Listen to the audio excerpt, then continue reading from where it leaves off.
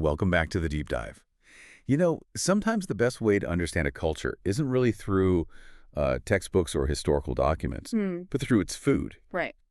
And if you've ever imagined a place where, like, every single bite tells a story, where eating is basically the national pastime, Yeah, then you're probably thinking of Singapore. It really is a culinary paradise. absolutely. That's legendary. So today we're taking a deep dive into that very idea. We're exploring the incredibly rich and honestly fascinating history of Chinese cuisine as it traveled across Southeast Asia. We'll be focusing particularly on the vibrant food scenes in Singapore and Malaysia. We've gathered quite a stack of sources, histories, academic papers, you name it, to really unpack this flavor journey for you. Yeah, our mission today really is to figure out how those traditional Chinese flavors didn't just, survive in a new place, Hmm. but how they actually fused with local ingredients, Malay influences, Indian influences, creating dishes that are just so uniquely Singaporean and Malaysian. It's this amazing culinary evolution. It reflects centuries of people moving, adapting. It's a dynamic cultural exchange you can literally taste. Okay, so let's paint a picture. Imagine Singapore, maybe back in the 1800s. It's this booming port city. Mm-hmm. A real hub. Totally. And it was pulling in migrants from China, India, Malaysia, Indonesia, people from everywhere, really, all looking for a better life. But what did that mean for the food? Well, that's the fascinating part. These early immigrants, they brought the tastes of home with them, comfort food. Of course. But then they arrive and, well, maybe they can't find the exact same ingredients, or the cooking methods are a bit different, so they had to adapt. Makes sense. Use what's available. Exactly. And that necessity, it sparked this incredible culinary alchemy. This blending and adapting started creating a really distinct, recognizable Singapore flavor. It wasn't just cultures living side by side. It was them actively making something new together, often just to get by. Some academics actually call this vernacular cosmopolitanism. Okay, that sounds fancy. What does That- it mean in simple terms? It's basically just everyday multiculturalism. The way cultures blend organically right there in the street food people are eating and sharing every day. It shows how even like a simple bowl of noodles can tell a really complex story about cultural change. And what a straight scene that must have been. Our sources mention being able to get a really good meal, maybe 3 or 4 different dishes, for just 3 cents. Wow. Imagine that. Just walking around, sampling all these different flavors from across Asia, but all kind of tweaked for local tastes. It sounds amazing. Oh. Like a foodie dream before foodie was even a word. Definitely. Okay, so let's get specific. Let's talk about some of those iconic Chinese dishes that really became Singaporean staples. And we kind of have to start with Hainanese Chicken Rice. Oh, absolutely. The national dish for many. It's so much more than just chicken and rice, isn't it? It really is, and it perfectly shows that immigrant adaptation we were just talking about. It started with Hainanese farmers, right? They migrated around the early 20th century. They brought a simple poached chicken dish with them. But here's where the adaptation kicks in. They started using local ginger, garlic, chilies to enhance it. And then, the really clever part, driven by frugality, families started cooking the rice in the chicken broth, adding some chicken fat too. Ah, that's the secret. That's the secret. It infuses the rice with all that flavor and nutrients, turns a simple dish into something incredibly rich and satisfying. And the preparation is something else. Simmering the whole chicken, that aromatic broth, then that quick plunge into an ice bath. Yeah, for the skin. Gotta get that smooth, almost jelly-like texture. Exactly. And then the rice, maybe with that extra chicken fat, makes it so fragrant, almost buttery. When you taste that tender chicken, the perked rice, the chili sauce, the dark soy, you just get it. You understand why it's so beloved. If you're ever in Singapore, you really have to try places like Tian Tian at Maxwell Food Center or maybe Boon Tong Kee. Just classic. Essential experiences. Okay, from chicken, let's switch to noodles, another pillar of Singaporean food. And specifically, a dish that feels truly Singaporean. Ah, yes. What's wild about this one is you can't find this exact version in China. Even the Malaysian Hokkien Mee is different, right? Theirs usually black, cooked differently. That's right. Very distinct. And our sources suggest this Singapore version was actually created right there in the Rocher area, maybe back in the 1930s. What makes it so unique? Well, what's really interesting is how close it is ingredient-wise to another dish, prawn mee or hei mee. Oh, okay. Yeah, both the Singapore Fried Hokkien Mee and hei mee use a similar base, that rich prawn and pork stock, often sambal chili too. Hmm. But the cooking methods, the proportions, they create totally different flavors and textures. Now, we can't definitively say fried Hokkien Mee came from like Hae Mee leftovers, Right. but the shared ingredients, it really points to the ingenuity of those early hawkers. They were using the same building blocks to create completely new experiences, maximizing everything they had. Resourceful. Mm-hmm. And when we talk about these stir-fried noodle dishes, especially from hawkers, we have to mention wokai. Oh, absolutely. Crucial. For anyone listening who hasn't heard of it, it's more than just cooking, isn't it? It's like the soul of the dish. It really is. It's that slightly smoky, charred flavor you get from super high heat and a well-seasoned wok. When the oil catches slightly. That breath of the wok. Exactly. It's what makes hawker noodles so compelling, so different. It's a real signature of Singaporean stir-frying, a flavor you chase. Definitely. Okay, now for some serious fusion, Young Tao Fu.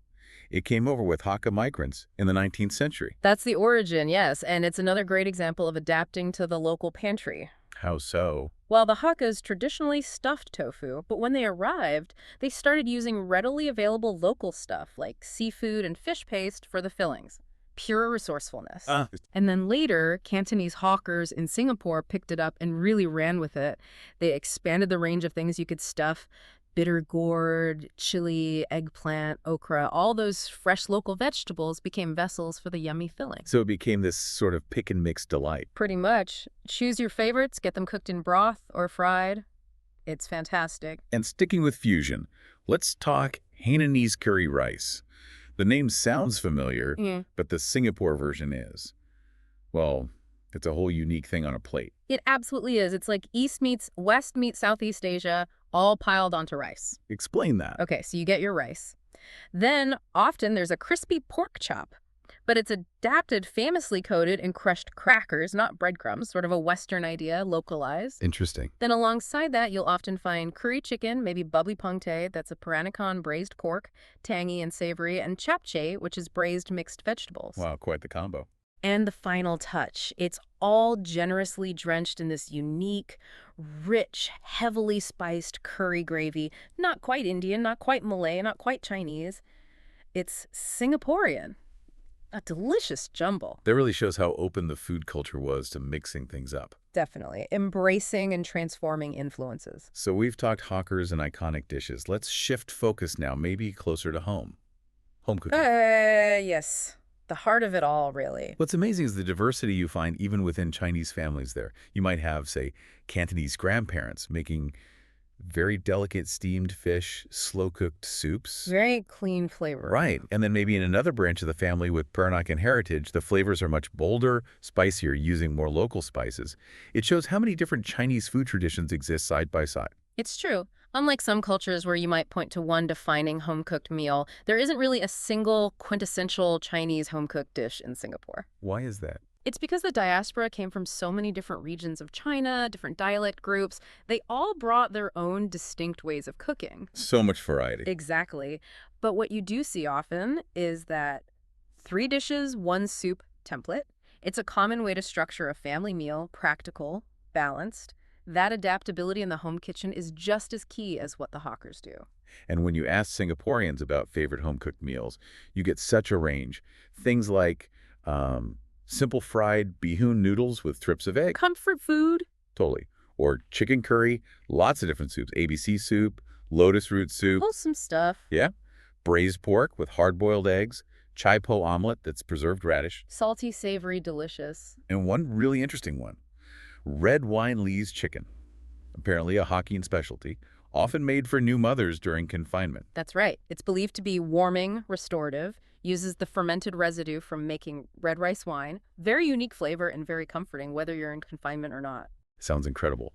So where do people often experience these diverse flavors together outside the home? We have to talk hawker centers. Absolutely essential. They're often called the nation's community dining rooms. That's a great description of a real cultural institution. And their history is interesting, too, reflecting Singapore's development. After World War II, street hawking exploded. It was vibrant, but A bit chaotic. Hygiene issues? yeah, challenges with hygiene, public order. So Starting in the 70s, the government began relocating hawkers into purpose-built centers, planned spaces with proper A facilities. big undertaking. Huge. And that commitment to preserving this culture was recognized globally in 2020 when Singapore's hawker culture was inscribed on the UNESCO Intangible Cultural Heritage List. Wow, that's significant. It's not just about food, then. Not at all. It's about community, heritage, social space. And speaking of social space, you can't talk hawker centers without mentioning choping. Yes, the tissue packet reservation system. It's iconic. Placing a packet of tissues, sometimes an umbrella or a name card, on a table to reserve it while you go queue for food. Where does the word chope even come from? It's thought to come from chop, like an official seal or stamp. You're basically stamping your claim on the table. It's quirky, but it's pure Singapore. A unique social norm born out of necessity, I guess. And it highlights how hawker centers function as a kind of third space, not work, not home. They're a microcosm of Singapore society. You see people from all walks of life, different ethnic groups, different religions, all sitting together, eating side by side. It's a daily, casual demonstration of multiculturalism working. All over a plate of delicious, affordable food. It's pretty special. It really is. Now, beyond the hawker centers, there are also traditional restaurants that have played a huge role, like guardians of culinary history, but also evolution. Spring Court is a great example, right? Oh, definitely. A true institution. Started as Wing Chun Yuan back in 1929 at the Old Great World Amusement Park. It's Singapore's oldest family-run restaurant. Still family-run after all this time. 3 generations. And what's fascinating is how they've evolved. They started with a traditional Cantonese menu, Okay. but over the decades, as Singapore itself changed, as tastes broadened, Spring Court adapted too. They started incorporating more spice, more tang, reflecting those multi-ethnic influences around them. So they didn't just stay static. Not at all. They became really a distinctive Singaporean Chinese restaurant. It shows how cuisine is alive, how it responds to its environment and the people eating it. It's that constant conversation between tradition and what's new. And you can literally taste that evolution in their dishes, can't you? Things like their crispy roast chicken, but stuffed with minced prawn. Exactly. Or those deep-fried yam rings, often filled with stir-fried vegetables and cashews. Classic Chinese techniques, but maybe with ingredients or flavor profiles that reflect local tastes. Right. These dishes are like edible history lessons. They show that integration happening. Spring Court is this amazing, precious repository of how Chinese food has evolved in Singapore. A living museum of flavor. Right. Now, we absolutely have to talk about what might be the ultimate fusion cuisine in this context. Peranakan food. Ah, yes. Bava cuisine, truly unique. Born from the intermarriage of Chinese traders, mostly Hokkien, with local Malay women starting way back maybe 15th to 17th centuries. That's the history, yes. And the cuisine that emerged is this incredible, distinctive blend of Chinese cooking techniques and ingredients with Malay spices and flavors. So you get the best of both worlds. You really do. It's characterized by strong, complex flavors, often spicy, aromatic, tangy. It takes Chinese culinary precision and marries it with the vibrant, bold tastes of Malay cooking. Unforgettable. And the dishes themselves are just so iconic. Laksa, of course. The quintessential Peranakan noodle soup, rich coconut milk, gravy, spices. Or mee siam, that tangy, sour, spicy noodle dish. Then you have the nyonya ku. Those beautiful, colorful steamed cakes, often flavored with pandan or coconut, made with rice flour or tapioca, so intricate. And ayam buah keluak, chicken with black nuts. That sounds intense. It is. The bukaluk nut has a very unique, earthy, almost truffle-like flavor, but it needs careful preparation. It's a real labor of love dish. Wow. And things like achar, the pickled vegetables. Yeah, a bright, tangy counterpoint. And their version of chapchai, the braised vegetables, often has fermented soybean paste, cashew, giving it a unique depth. And for dessert, boober cha-cha. Yes. A sweet, comforting soup or porridge with taro, sweet potatoes, sago pearls, all simmered in coconut milk and pandan leaves.